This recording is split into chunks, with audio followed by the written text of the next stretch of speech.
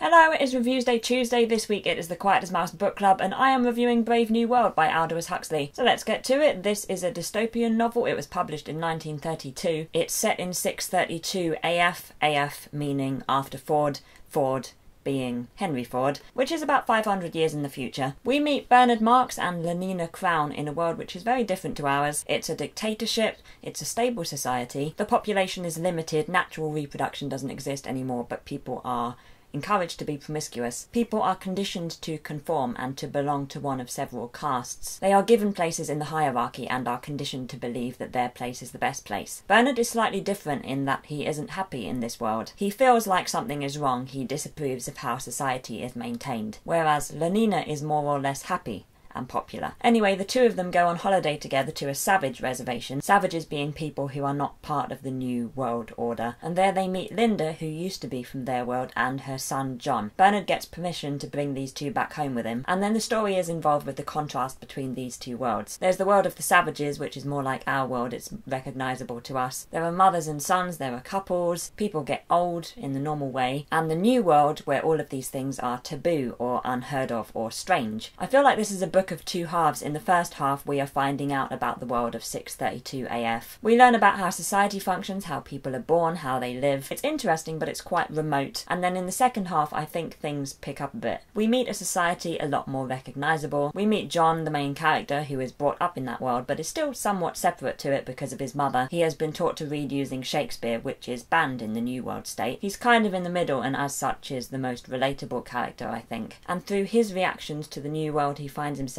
in and their reactions to him, I found myself more interested in and drawn to the story. It's easier to contrast their world with ours when you have a character going, this is a bit weird. You get a bit of that with Bernard, but I feel like John was more successful. I like how the book focuses on individuals, Bernard, Lenina, John. It allows you to see how the people are affected by their society. It has more impact. Obviously it passes comment on the problems and successes of our world through the filter of this one. It's usually successful at this, although it can be a bit obscure sometimes. I was kind of concerned about how much I would enjoy this book because I don't get on the best with dystopian fiction. I get distracted. I always want to know what has happened to society between the time in which the book is written to the time in which the book is set. And quite often dystopias don't have this information. It's just a big gap.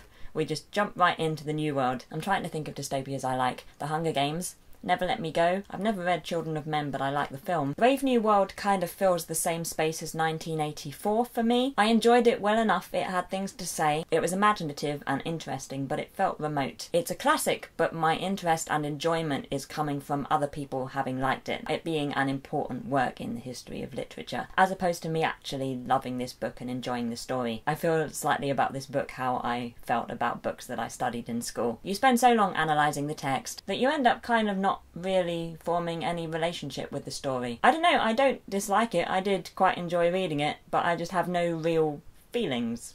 I'll give Brave New World 3.2 out of 5, and I'd be very interested to know what you think of it if you have read it. So the next books I'm going to be talking about. My original plan was to review Miss Peregrine's Home of Peculiar Children on the 20th of September, but I'm very ahead with my reading. I've already finished that book. I am now over halfway through Hollow City, which is the sequel to Miss Peregrine. So my new plan is to review the entire Miss Peregrine trilogy on the 20th of September, so that'll be fun. And then after that, on the 4th of October, I am hoping to review Crime and Punishment. This is quite long, but I'm hoping still to be able to review it on the 4th of October.